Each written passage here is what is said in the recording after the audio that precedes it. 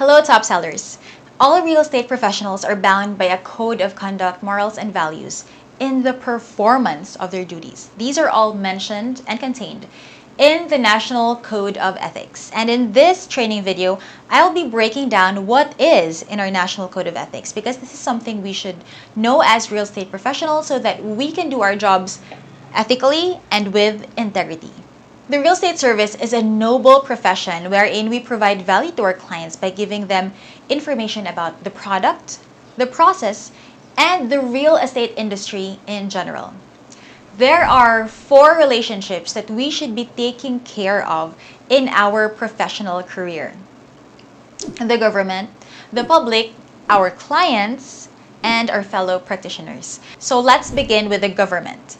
As a real estate professional, you need to secure the license needed to practice. The requirements needed were already covered in our previous training video, how to become a licensed real estate salesperson in the Philippines. Since you are a business partner and not an employee, part of your responsibility is to file your own taxes and pay what is due to BIR. Our taxes are handled by Yashua Accounting, and we can connect them with you or you with them, so they can also handle your taxes as well if you prefer. We also don't offer to the client any illegal reduction in tax payment, nor offer to split our professional fee with an unlicensed individual. We can, however, give referral fees. And the next is relationship to the public. So we have a social responsibility to market our products and listings with integrity. So we should be careful in putting only factual information in our marketing collaterals. So make sure you double check all information before posting. Check before you post. In all ads or marketing collaterals, we should always put the right information and present a true picture of the property. And we should also put our name, broker license number, DSHUD number, and PTR number in our marketing collaterals or posts. Now, when working on a transaction, we must double check all facts to avoid errors or misrepresentation. We should also make sure that all agreements in a real estate transaction are in writing and signed by all parties, and if necessary, notarized. So this will protect all the parties involved and provide clarity as to what the agreement is. We should also be updated of any news that may affect the real estate industry, because it's our responsibility to have updated information, so we can also share this with our clients, and if we're updated, then we can advise our clients better. So that's also one way we can differentiate ourselves from other agents out there, by knowing as much as we can about our product, the market, and the real estate industry as a whole. It is also our responsibility to screen our clients to make sure that we won't be introducing questionable people inside a neighborhood. There are also times that, the clients may send us funds for payment. So it's best to pay it as soon as possible, or if it's going to be for equity payment and it will be paid in the following months, then place it in a separate bank account so you won't be mixing it up with your own funds. So when my clients send me the reservation fee for a particular project, I pay it immediately, just pay it to the developer. And then third relation is relation to the customer. So once we accept the client, we should act with utmost fidelity and in good faith without also sacrificing the interest of the other party. So with every transaction, we want the outcome to be a win-win. It's also our responsibility to be updated of new policies, laws, government programs, which will or can affect our client.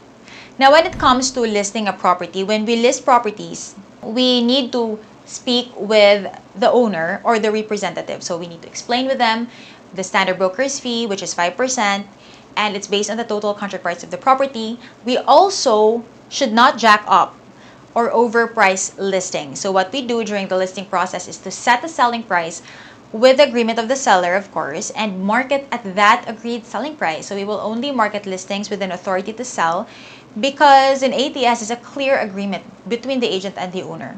The ATS will state the details of the property, the selling price, marketing strategy. We can also market the listings of our fellow agents as long as we get their permission. So don't just go grabbing the listings of other agents online. Ask for permission. And then when it comes to closing a deal, we have a fiduciary responsibility to relay to the sellers all offers on their property, and not just our own buyer's offer, right? So relate to them all offers, put it out there on the table, and then do our best to close the deal that's advantageous to all parties. So once closed, we should also be assisting our client in acquiring possession of the property brought in accordance to the terms and conditions. Also, it's vital to clarify all the important details prior to closing, like the title status, is it clean or mortgaged? Marital status, is the client single or married? Because if client is separated, then that can be a problem. Now, what's the TIN of the client? Have it verified first. Where is the seller based? Here or abroad? What's the client's nationality or religion? Be tactful in asking about this, okay? Now, this may be a lot to take in now, especially for new agents. But don't worry, you can just watch this video again and be sure to ask your lead broker for guidance as well. So we should also be unbiased, honest, truthful, and professional at all times.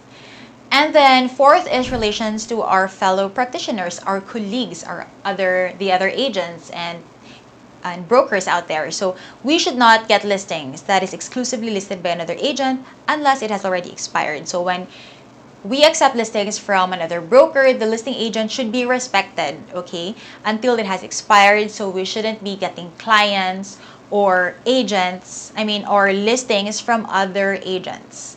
So here in Truly Wealthy Realty, we have client ownership. So there are two ways to own a client. First is by getting the client to buy a property from you as their agent, or by getting them to list a property with you with an authority to sell. So we made this ruling to prevent sulot or any miscommunication or misunderstanding from happening within the realty. For example, if Mrs. Santos bought a property from you a year ago, if she were to buy another property this year or sell a property, then you will still be the one to represent her as her agent. If she were to inquire from another TWR agent, then that agent should refer Mrs. Santos back to you because they know that she is your client.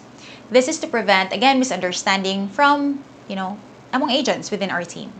So when is your client considered yours? Again, if the client is a seller, you have a listing with ATS, if the client bought a property from you, and also if you showed that particular buyer to a property, if the buyer decides to buy that property only, then the sale will be credited to the agent who brought the buyer to the property.